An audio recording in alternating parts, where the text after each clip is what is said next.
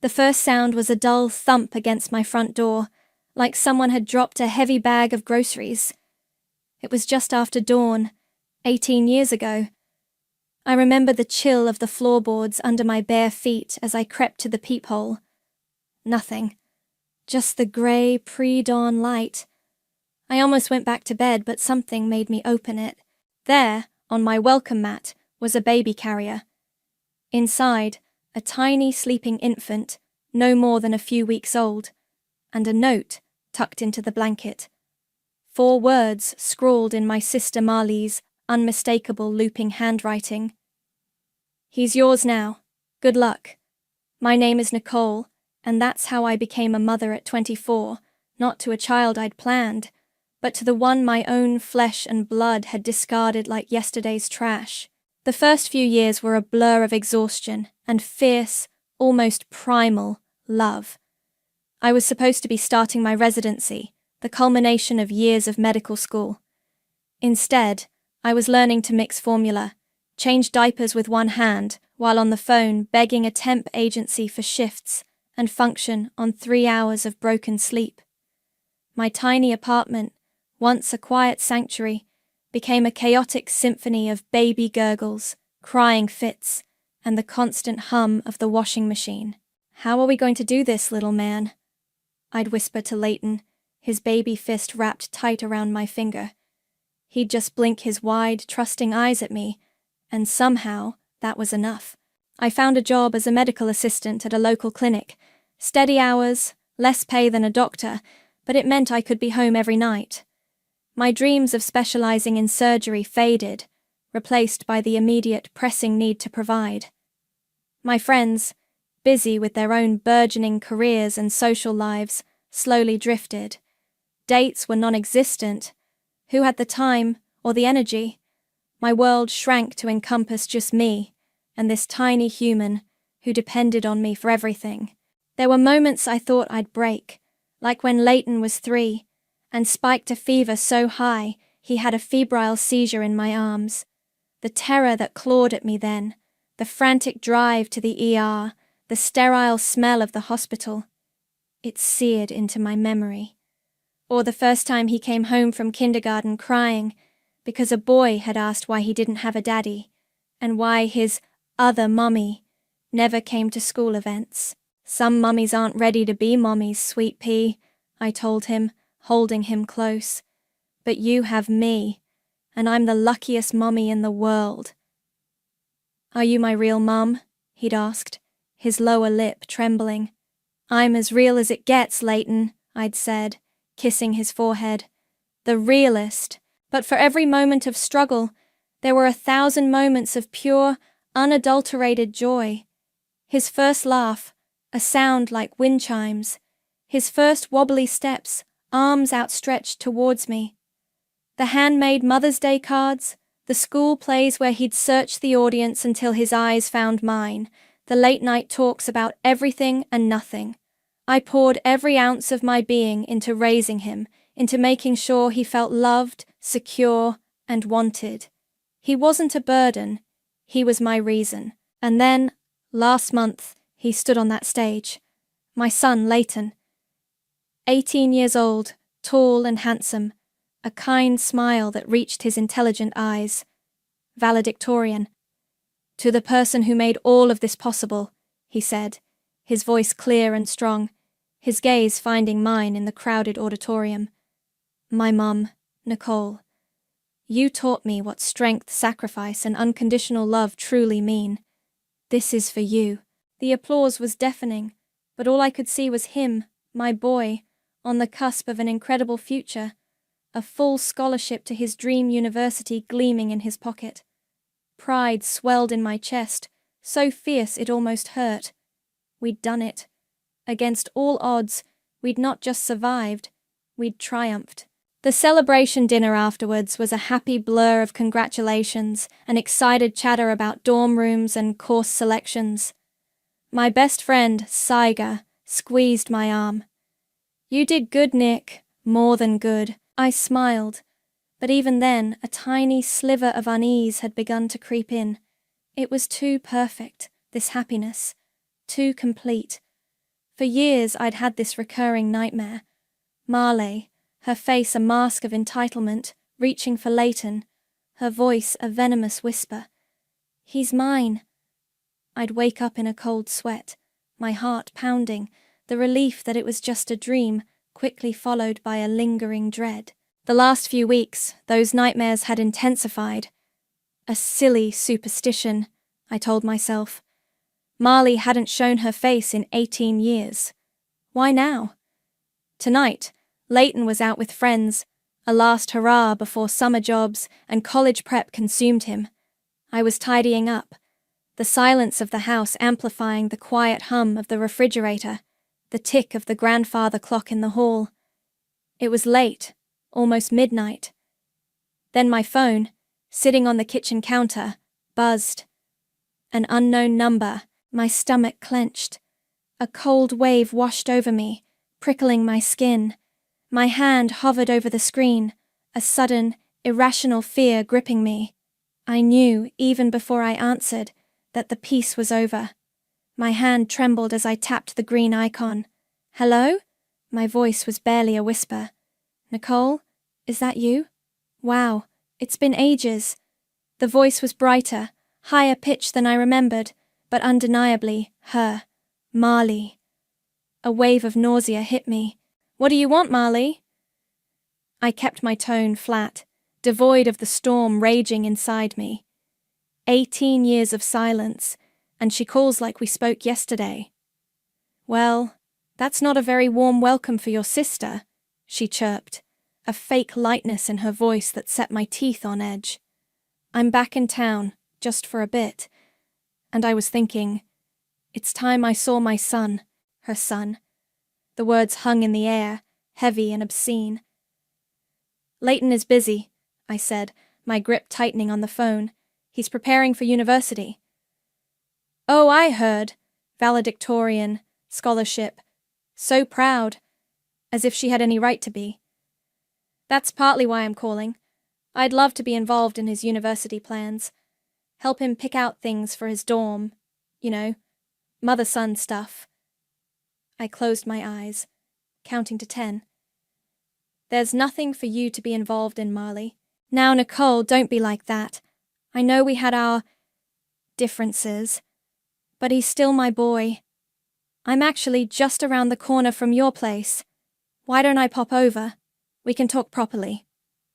Before I could refuse, before I could scream that she wasn't welcome within 100 miles of my home, my son, she said, Great, see you in 5. And the line went dead. 5 minutes. Not enough time to call Leighton and warn him. Not enough time to pack a bag and flee. Not enough time to do anything but stand frozen in my kitchen, the dread coiling tighter in my gut. The doorbell rang, punctual and obscene. I smoothed down my t-shirt, took a deep breath, and opened the door. There she was. Marley. Older, of course, lines fanning from the corners of her eyes that hadn't been there before, her blonde hair a shade brighter, probably from a bottle, but the same entitled smirk played on her lips, and she wasn't alone. Standing slightly behind her, looking distinctly uncomfortable, was a man I didn't recognize. Mid-40s, expensive-looking casual wear, a nervous energy about him. Nicole, you haven't aged a day, Marley trilled, pushing past me into the hallway. This is Charlie, she said, gesturing vaguely at the man. Charlie, this is my sister, Nicole. Charlie offered a hesitant smile and a small nod. Nice to meet you. So, Marley said, her eyes already scanning my living room, probably looking for signs of Leighton. Where is he? My son? Leighton is out, I said, my voice dangerously quiet. And he's my son, Marley, in every way that matters. Her smile tightened. Oh, Nicole, still so dramatic. Look, I get it. You raised him, and I appreciate that. I really do. She waved a dismissive hand. But blood is blood. He's a Harding. And now that he's all grown up and about to be successful, it's time I took my rightful place in his life. Charlie shifted his weight, his gaze flicking between us. He looked like he'd rather be anywhere else. "Your rightful place?" I repeated, the words tasting like ash. "You forfeited that place 18 years ago on my doorstep." "I was young. I was scared," Marley exclaimed, her voice rising. "I didn't know what I was doing, but I've grown. I've changed. Charlie and I, we have a good life. We can offer Leighton things you never could." "Things?" I laughed, a harsh, bitter sound. "You think this is about things? It's about him knowing his real mother," she snapped, her composure finally cracking. "You've had him long enough. You've poisoned him against me, kept him from me all these years." "I kept him safe. I kept him loved. Something you clearly weren't interested in doing." Marley's eyes narrowed. "He's my son, Nicole, and I'm not going to let you keep him from me any longer. I've spoken to a lawyer, Chandler Jackson. Ever heard of him? He's very good. You can't keep him from me. Parental rights, Nicole.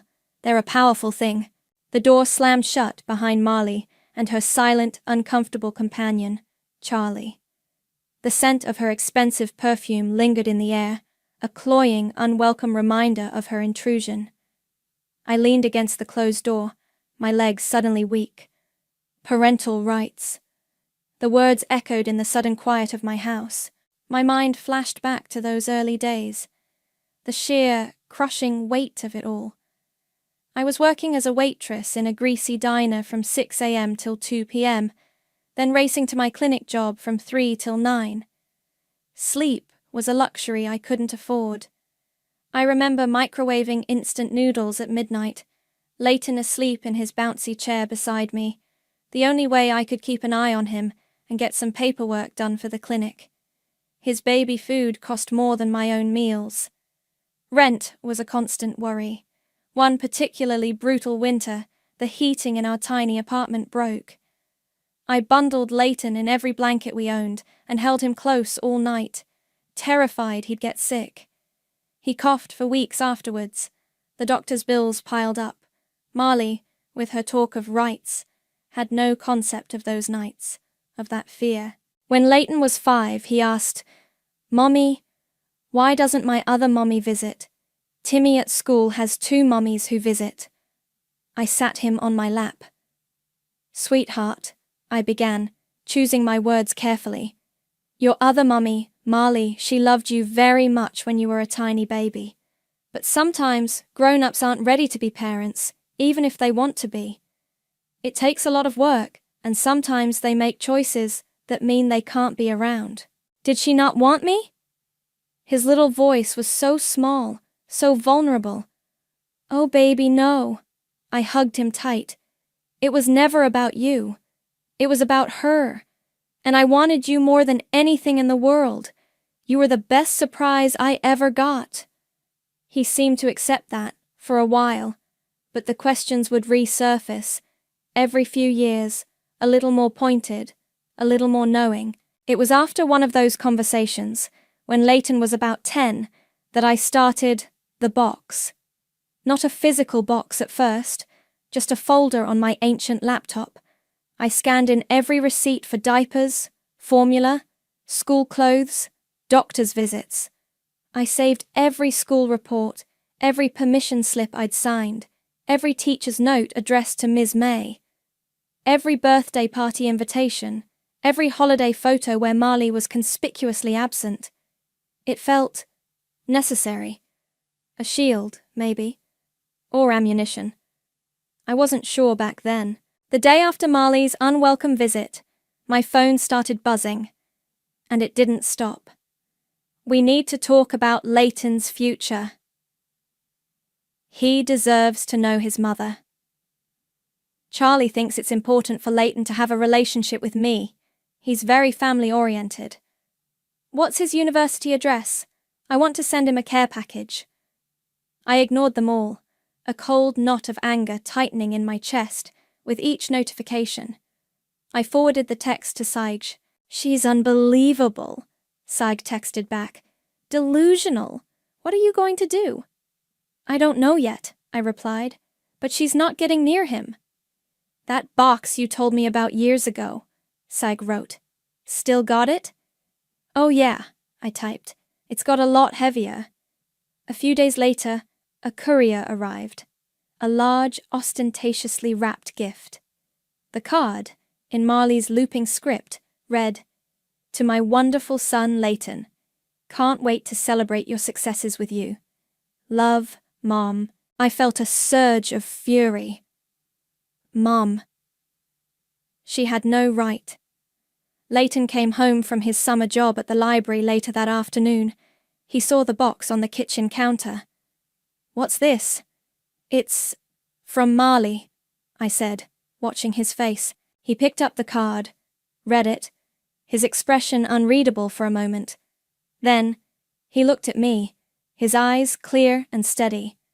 "She doesn't get to call herself that." He dropped the card back on the counter as if it were contaminated, then pushed the unopened gift away. "I don't want it." His words, so calm, so certain, were like a balm to my frayed nerves, but also a stark reminder. Marley wasn't just targeting me anymore.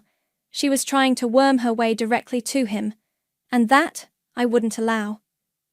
My resolve, already hardening, solidified into something like steel.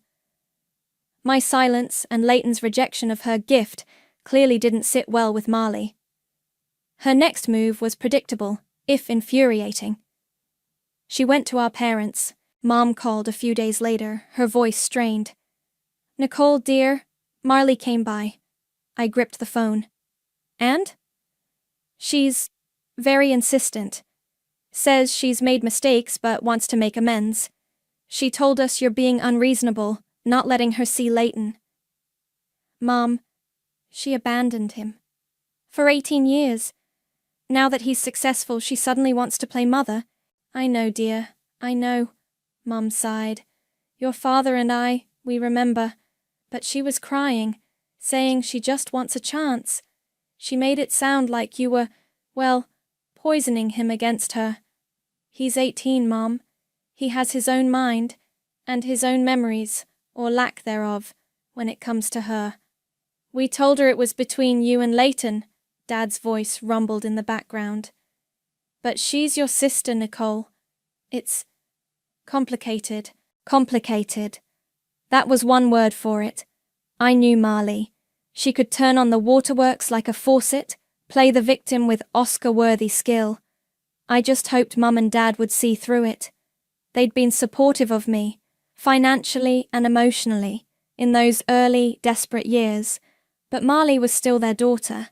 The parental offensive must have failed, because Marley's tactic shifted again. A week later, Leighton came home from his shift at the community centre where he volunteered, coaching kids basketball. He looked pale, his jaw tight. "You okay, sweetie?" I asked, putting down the book I was reading. He sat down heavily on the sofa. She was there. My blood ran cold. "Marley? At the centre?" He nodded, waited for me after my shift, cornered me by my car. "What did she say?" I tried to keep my voice even, but a tremor of rage went through me. How dare she? "The usual, I guess," Leighton said, running a hand through his hair. "That she's my mother, that she misses me, that she wants to be part of my life, that you've kept her away." "And what did you say?" A small, grim smile touched his lips. "I told her you're my mother, the only one I've ever known or needed. I told her I wasn't interested in anything she had to say or offer." Pride surged through me, fierce and protective. "Good for you, Leighton." "She got angry then," he continued, his voice quiet. "Said I was being brainwashed, that I didn't understand. She even tried to hug me." He visibly shuddered. "I told her not to touch me."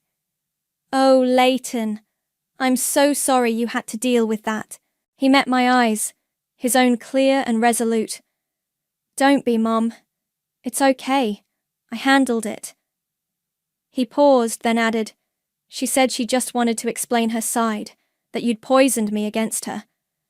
I told her my mind was made up years ago, when I asked you if I could change my name to May. I told her that was my decision, not yours. The memory of that day, when a 12-year-old Leighton had come to me, clutching a crumpled piece of paper with his full legal name, Leighton Harding, written on it, and asked if he could change it, was vivid. "I want your name, Mom," he'd said, his young face serious, "because you're my real family." We'd gone through the legal process together, a quiet affirmation of our bond. "She didn't like that," Leighton said, a wry twist to his mouth. "She started yelling then, saying I'd regret this, that I was throwing away a chance to know my real family." A few people were staring. My heart ached for him, for the public spectacle she'd subjected him to. This was escalating. Marley, rebuffed by me and now directly by Leighton, was becoming unhinged. "Then she said something about telling everyone what kind of person you really are," Leighton finished, his brow furrowed with concern. "That you stole her son." "Let her try," I said, my voice harder than I intended. "Let her try to slander me. She has no idea what she's up against." But a new fear took root. Public threats. Slander. Marley was capable of anything when backed into a corner. It was time to make sure my own walls were impenetrable. Leighton's account of Marley's desperate confrontation and her threat to slander me was the jolt I needed. This wasn't just about emotional manipulation anymore. It was bordering on harassment, and I wouldn't stand for it. The next morning, I called Dorian Phillips. Dorian had been my lawyer for 15 years, a calm, meticulous man who'd first helped me secure legal guardianship of Leighton when he was a toddler, after Marley had failed to respond to any official attempts to contact her regarding her parental status. Over the years, we'd periodically reviewed and updated everything, ensuring my legal standing as Leighton's sole parent was ironclad. "Nicole," Dorian's voice was reassuringly steady over the phone, "I received your email summary. Tell me what happened with Marley's latest overture." I recounted Leighton's experience at the community center, Marley's accusations, and her parting threat. "She's unhinged, Dorian. I'm worried about what she'll do next." "Let's have you come in," he said. "This afternoon, if you can. Bring your box, as you call it. It's time we reviewed everything in light of her renewed interest." That afternoon, the actual physical box sat on Dorian's polished mahogany desk.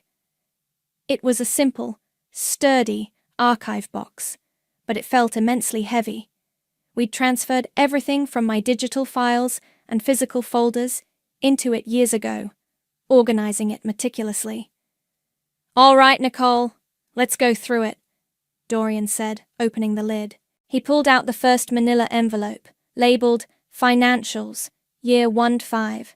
Inside were stacks of receipts, meticulously dated and categorized: formula, diapers, rent payments for the tiny apartment, co-pays for baby wellness checks, the bill for Leighton's emergency room visit after the febrile seizure. Each receipt was a tiny testament to a sacrifice made, a need met. There were similar envelopes for subsequent years, a paper trail of my unwavering financial responsibility. Next came school records, report cards addressed to me, permission slips signed by me, notes from teachers praising Leighton's progress, always with a line about my supportive involvement.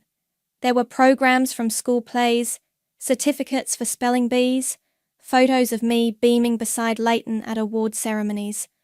Marley was a ghost in these records, a name on a birth certificate, nothing more. Then, medical. Records of every vaccination, every childhood illness, every dental appointment. A thick file detailed the consultations and tests when Leighton had unexplained allergies as a child. Crucially, tucked inside this file was a copy of a registered letter I'd sent to Marley's last known address, a dilapidated apartment building in another state, about 10 years ago. Leighton had been having some minor but persistent health issues, and his doctor had suggested getting a more complete family medical history. The letter, polite but firm, had requested any relevant information. It had been returned a month later, stamped Return to sender. Addressee unknown. Unable to forward. Unopened. Dorian nodded slowly as he examined the returned envelope. This is good, Nicole. Demonstrates due diligence on your part, and her continued unavailability. We moved on to photographs, hundreds of them. Leighton as a chubby baby in my arms, his first birthday with a lopsided cake I'd baked, his first day of kindergarten with an oversized backpack, learning to ride his bike, me cheering him on. Beach trips, camping holidays, Christmases, Easters. A visual chronicle of a childhood she'd willfully missed. Then, Dorian picked up a slimmer, but no less significant file. Leighton's affidavit and name change. Inside was the notarized statement Leighton had insisted on writing when he was 16. His eloquent, heartfelt words detailed his understanding of his abandonment, his unwavering love and gratitude for me, his explicit wish for no contact with Marley, and his clear, concise reasons for legally changing his surname to May. It was powerful. Finally, I handed Dorian a small USB drive. This is more recent.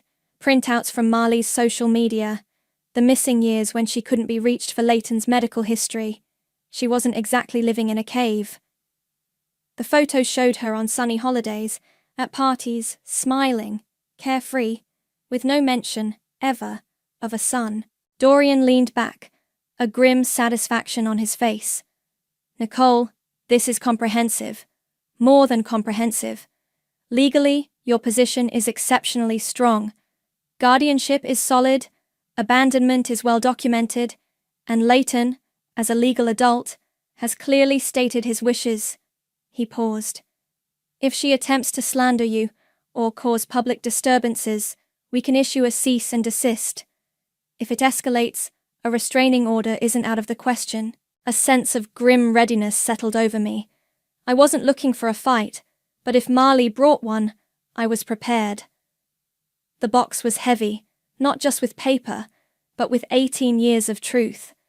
It was almost time for Marley to feel its weight. Thank you, Dorian, I said, a small, determined smile on my face. I feel much better. He was right. It was time. The cease and desist letter Dorian sent to Marley via registered mail, outlining her harassment and warning her against further contact or slander, seemed to have the opposite of its intended effect. Instead of backing down, she exploded. It happened 2 weeks later. Sage and a few other close friends had organized a small, informal send-off barbecue for Leighton in my backyard. Just a handful of people who had watched him grow up, who knew our story. We were laughing, grilling burgers, Leighton showing off the new laptop his grandparents, my parents, had gifted him for university. The atmosphere was light, celebratory. Then the gate to the backyard creaked open. Marley stood there, her face a mask of fury, Charlie hovering nervously behind her like a reluctant shadow.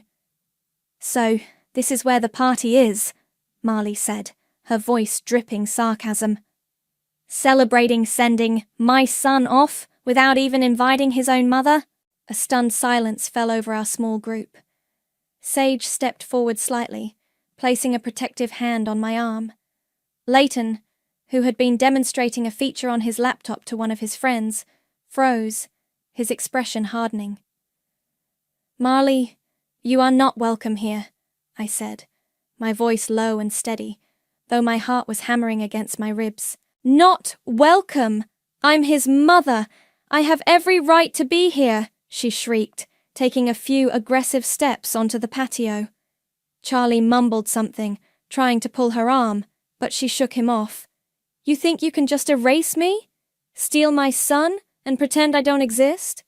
You erased yourself, Marley, I replied, keeping my voice calm despite the tremor of anger I felt. 18 years ago. I was young. I made a mistake, she yelled, her voice cracking. Several of our neighbours, no doubt alerted by the shouting, were now peering over their fences. My cheeks burned with humiliation. He wouldn't even be going to some fancy university if it weren't for my genes. You think your dull May blood got him that scholarship? Leighton stood up, his fists clenched. Stop it, he said, his voice tight with anger. Just stop it. You're embarrassing yourself. Embarrassing myself? Marley rounded on him, her eyes wild.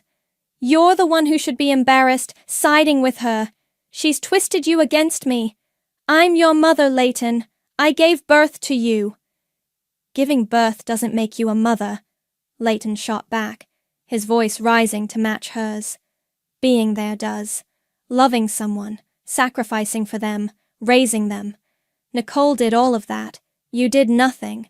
Marley gasped, clutching her chest dramatically. How can you be so cruel, after everything I've been through? What exactly have you been through, Marley? I interjected, stepping forward. Besides abandoning your child, and then showing up 18 years later to claim him like some sort of prize. You poisoned him, she screamed, pointing a trembling finger at me. You're a manipulative, bitter woman who couldn't have her own children, so she stole mine. That was it. The final, unforgivable line, the blatant disregard for Leighton's feelings, the public humiliation, the vicious, untrue accusations. It all coalesced into a cold, hard point of clarity within me. She would never stop. She would never understand. She would continue to disrupt our lives, to hurt Leighton, unless she was confronted with a truth so undeniable, so overwhelming, that even her colossal ego couldn't deflect it. My friends were looking at me with concern. Leighton looked like he was about to explode. I took a deep, calming breath. The anger was still there, but it was now a focused, icy resolve. All right, Marley, I said, my voice surprisingly even. The sudden shift in my tone seemed to momentarily startle her into silence. You want to talk about your rights? You want to talk about what you're owed? You want to talk about who the real mother is? She stared at me, suspicion dawning in her eyes. Yes, I do. Fine, I said. Come to my house tomorrow, noon. We'll settle this once and for all. I glanced pointedly at Charlie, who looked like he wanted the ground to swallow him whole. And bring Charlie. I think he should hear this too. Marley looked momentarily thrown, perhaps expecting more shouting, more drama. What are you planning, Nicole? She asked, her voice narrowed. Just an honest conversation, Marley, I said, based on facts. You like facts, don't you? I met her gaze, holding it until she looked away. Tomorrow, noon. Don't be late. The doorbell rang at precisely noon the next day. I'd spent the morning in a state of strange calm, preparing. Leighton was with me, a silent, solid presence by my side. He'd simply nodded when I told him my plan, his eyes reflecting a grim understanding. I opened the door. Marley stood there, a smirk playing on her lips. She'd dressed for the occasion, a power suit that looked expensive, her hair perfectly styled. Charlie was beside her, looking even more uncomfortable than the day before. He clutched a briefcase, which I suspected contained either nothing of consequence or some generic legal templates downloaded by Chandler Jackson, the lawyer she'd threatened me with. Well, Nicole, Marley said, breezing past me into the living room as if she owned the place. I'm here, ready for this settling you promised. Chandler sends his regards, by the way. He's very interested in the outcome of our little chat. Have a seat, I said, gesturing to the sofa. I remained standing, Leighton by my side. The heavy archive box sat on the coffee table between us. Sealed. Marley eyed the box. What's this? Your scrapbook of bitter memories? Something like that, I said. You wanted to talk about your rights, Marley, about your place as Leighton's mother. This box contains the story of the last 18 years. His story. Our story. I paused, then looked directly at her. Open it. Her smirk faltered slightly. Charlie shifted uneasily. What kind of game is this, Nicole? Marley asked. No games, just truth. My voice was even. Open it. With a huff of annoyance, Marley leaned forward and broke the seal on the box. She pulled out the first thick envelope. Financials, year 1 to 5. She riffled through the receipts, her expression dismissive at first, then slowly changing as the sheer volume of them became apparent. Diapers, formula, rent, doctor's bills, page after page. She tossed it aside with a scoff, but her confidence had taken a hit. Next, school records. She flipped through report cards, her name absent, mine prominent, notes from teachers, award certificates. Her hand slowed. Charlie leaned forward, peering at a commendation for Leighton's science fair project, my signature clear at the bottom of the permission slip. Then came the photographs. Leighton as a baby, a toddler, a little boy. Me, always me, by his side. His first missing tooth, his first Little League game, his 8th grade graduation. A visual narrative of a life she had no part in. The colour began to drain from Marley's face. She pushed the photos away, her hand trembling slightly. She reached for the file labelled medical. Her eyes scanned the doctor's bills, the vaccination records. Then she saw it, the registered letter, still in its unopened return to sender envelope. Her breath hitched. Charlie looked from the envelope to Marley, a flicker of something. Dawning comprehension? Disgust? In his eyes. Her hand, visibly shaking now, went for the next file. Leighton's affidavit and name change. She pulled out the notarized document. Her eyes scanned the first few lines, then flew across the page. Leighton's words, clear, articulate, and utterly damning. His love for me, his gratitude, his carefully explained reasons for wanting no contact with her, his choice to bear my name. I watched as every shred of arrogance, every ounce of entitlement leached out of Marley. Her face, moments before so smug, was now pale, her lipstick a garish slash against her bloodless skin. She dropped the affidavit as if it burned her. It fluttered to the coffee table. Finally, I reached into the box myself and pulled out the last item, a small, old-fashioned cassette tape. I found this a while ago, I said, my voice quiet, but carrying in the suddenly silent room. It's a recording of a call I made to you, about 6 months after Leighton was born. I'd managed to track down a number for you through an old friend. I didn't have a cassette player anymore, but its presence was enough. You told me, and I quote, "He's your problem now. Don't ever call me again." Marley stared at the tape, her mouth agape. Her entire carefully constructed world of self-delusion was crumbling around her, piece by painful piece. Charlie looked utterly horrified, his gaze fixed on Marley, no longer with discomfort, but with open revulsion. He slowly pushed the briefcase he'd been clutching further away from himself, as if it, and by extension Marley's entire charade, was contaminated. Marley's eyes, wide and desperate, darted from the damning contents of the box to Leighton, then to me. For the first time, I saw not malice or entitlement, but a raw, broken plea. "Leighton," she whispered, her voice a choked rasp. Leighton didn't even look at her. He simply turned his head slightly, looking out the window, a silent, final dismissal. "That's the truth, Marley," I said, my voice devoid of triumph, just weary finality. "That's what you abandoned, and that's what you can never, ever reclaim." She made a small, wounded sound, like an animal.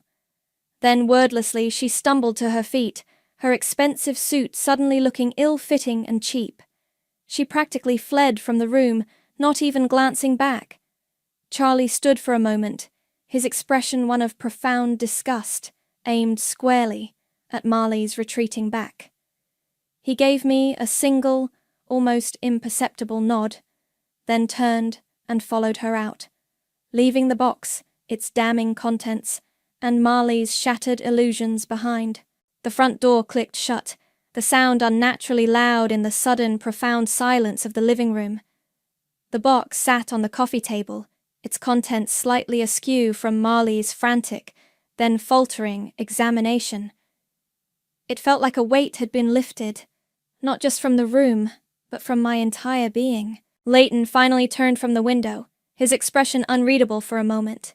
Then, he let out a long, slow breath and looked at me.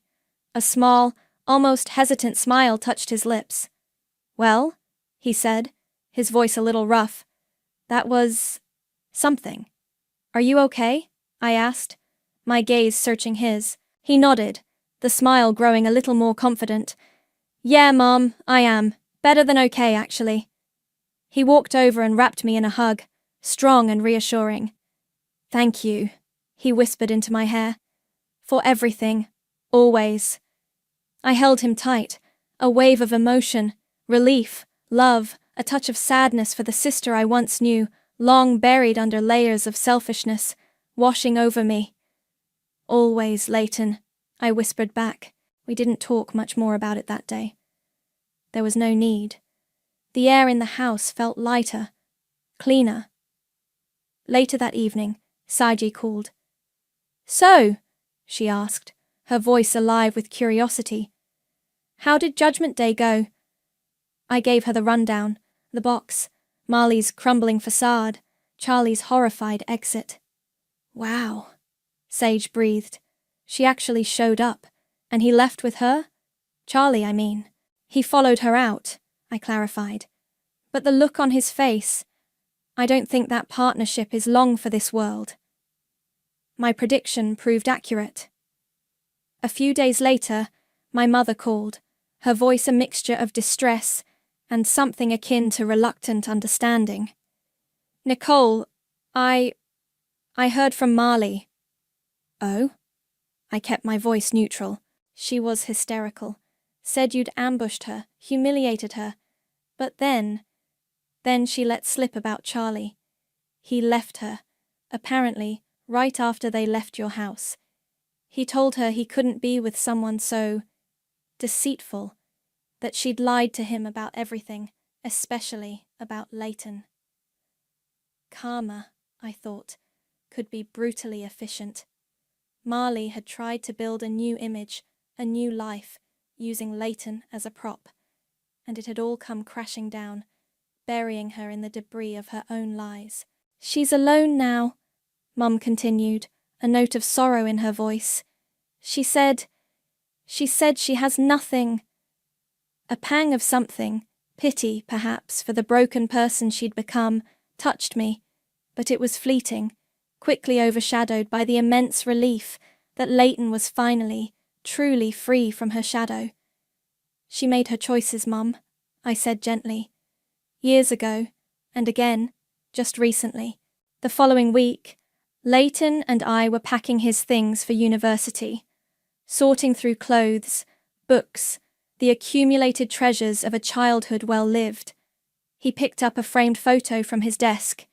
Him and me, beaming, at his kindergarten graduation, his gap-toothed smile infectious. "Remember this?" he asked, a nostalgic smile on his face. "Like it was yesterday," I said, my heart swelling. "You were so proud of that little diploma." "I was proud you were there," he corrected softly, meeting my eyes. "You were always there." The confrontation with Marley, the unveiling of the box, it wasn't just about revenge, though I won't deny a certain grim satisfaction in seeing her finally face the unvarnished truth. It was about protecting Leighton, about validating 18 years of sacrifice, love, and unwavering commitment. It was about drawing a final, indelible line in the sand. The emotional toll had been significant, a quiet exhaustion that settled in my bones for a few days after. But with it came a profound sense of liberation, the recurring nightmare of Marley's return. It hasn't come back. As I watched Leighton load the last of his boxes into the car, ready to drive him to his new life at university, a deep sense of peace settled over me. The chapter with Marley was closed, not with anger or bitterness, but with the quiet certainty of justice served. She had faced the consequences of her actions, not through a court of law, but through the undeniable weight of truth. Her karma wasn't a single moment of humiliation, but the lasting, desolate reality of having to live with what she'd thrown away, a truth she could no longer deny to herself or anyone else. Leighton slammed the trunk shut and turned to me, his eyes bright with excitement and anticipation. "Ready, Mom?" I smiled, a genuine, unburdened smile. "Ready?" We got into the car, the road ahead clear, his future bright. Our bond, forged in adversity and tempered by love, was stronger than ever. The revenge had been served, cold and meticulously prepared, but its ultimate outcome was this: peace, and the quiet, unshakable knowledge of what truly makes a family.